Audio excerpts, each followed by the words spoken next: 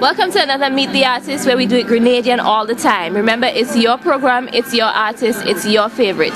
Today we're going to be taking in some martial arts stuff, so stay locked and we're going to be right back. For all your computer needs, shop at Hankey's Computer Store. Hankey's Computer Store has reliable brand name computers, printers, accessories, specialized computer furniture, and basic stationery, all at reasonable costs. Hankey's Computer Store is your ultimate choice. Hankey's Computer also has a technical support department, always ready to serve you in various areas like networking, maintenance, and more. Serving you in St. George's, on Grenville Street, in St. Andrew, Sendell Street, at Pros Small Mall. Telephone 435-0101 or 438-3505. Email hankeys@spiceisle.com. Hankey's Computer Store, the ultimate computer store. The Sugar Daddy Bakery brings to you its finest quality bread, cakes, and pastries that will keep you coming back for more. Taste our freshly prepared sandwiches, currant rolls, turnovers, cheese straws, and more. Get your early morning breakfast at the Sugar Daddy.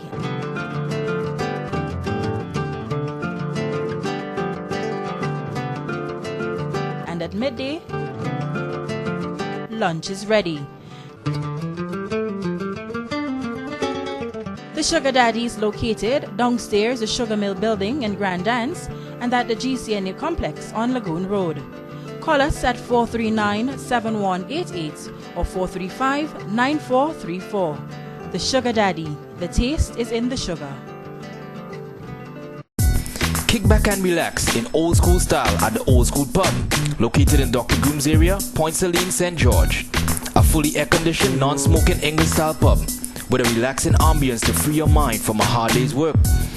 We offer live music, jam session, Caribbean and steel pan night, or rent the hall for your own private party. Unwind with a game of foosball, pool, or watch TV and play Xbox 360 video games. Come party at our newest addition, the New Age Whole Club. The Old School Pub, operating daily 5 p.m. till late. Contact us on 407-4936 or 535-4936. Old School Pub, the name speaks for itself.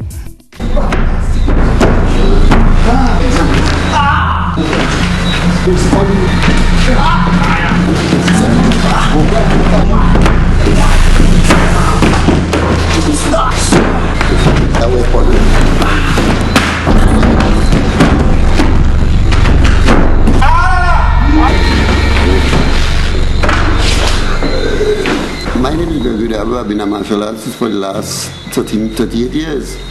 And an instructor, martial arts instructor for the last 31 years. During my martial arts career, I've pursued what I refer to as a new style concept. Right? Patterning it after Bruce Lee. Right? He has been my influence. As an artist, instructing people who have an interest in studying martial arts, I try my best to play a part in the development. I realize I could not have done that with a style or such. They would not have had the opportunity, say, to express themselves to the fullest. So that's the pattern of training that we propagate in Black Tiger. I'm the founder of Black Tiger Martial Arts Training System. And as I said, we have been in existence over 30 years. It's the oldest martial arts organization on the island. We have seen all our students come and go. I'm responsible for training a wide cross section of people throughout the length and breadth of the island. You would have seen it's a mixed sort of a training curriculum that we follow. Martial arts have always been for me, and that's how I try to pass it on to serious students. I've always been a journey to self-development, self-cultivation. So I use the art as that to develop myself spiritually, physically. And over the years, notwithstanding that we have evolved, into a very bona fide, system of training. It has been a struggle. It continues to be a struggle actually, because one of the things that's responsible for that being like that, in terms of a lot of people not embracing the art and staying long enough. Cultural difference. Martial arts is seen as a discipline from the Orient. So it's kind of difficult for the Western mind and most of the third world or the underdeveloped countries to sort of embrace it wholeheartedly and understand the philosophy and principles that govern the art itself. It's sort of certain things, may seem to be quite far-fetched, the principles and stuff like that, but it's real.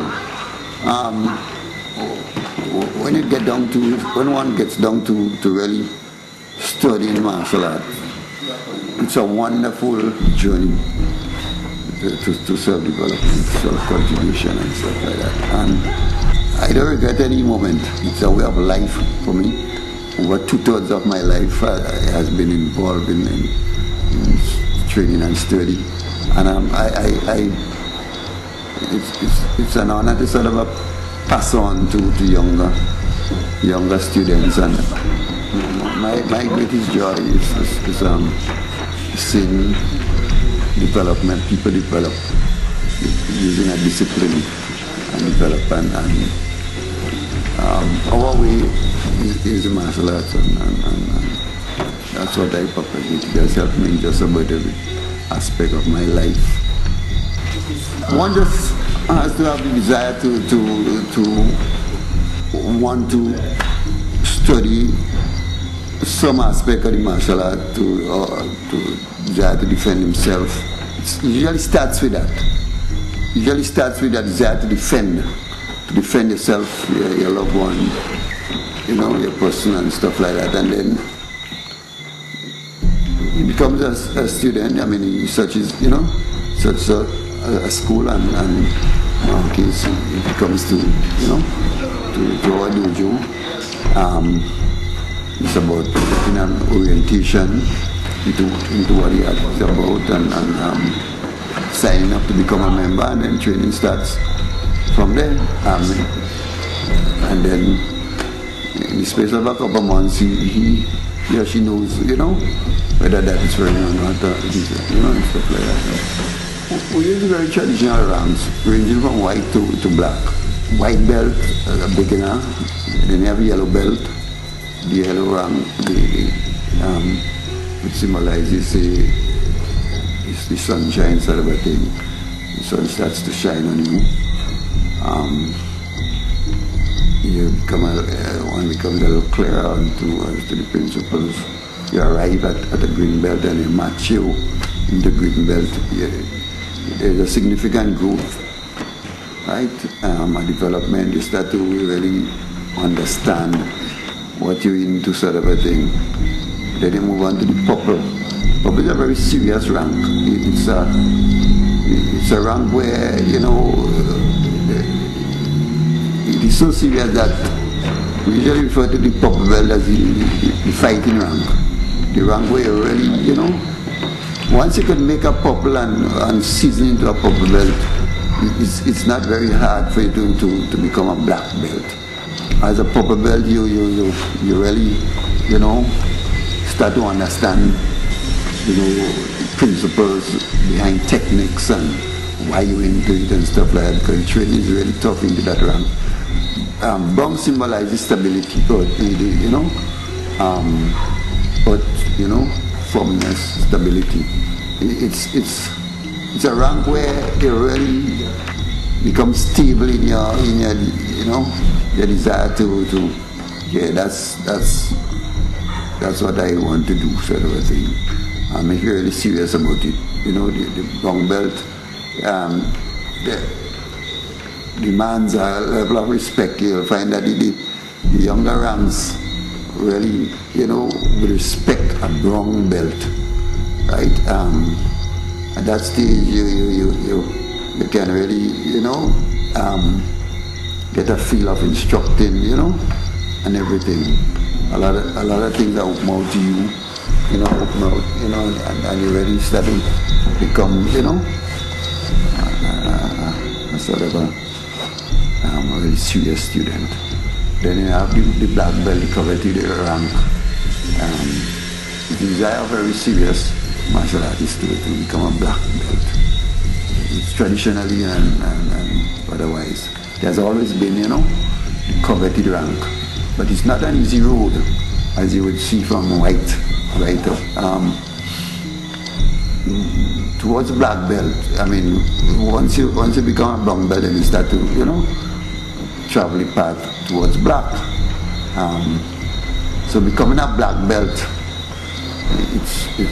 it's a kind of rough road, I must say. I'm talking about Black Tiger way. It's a sort of a rough road. When I say rough, it is such an important phase in your martial arts like that. You come face to face with a lot of things, your patience, your integrity, a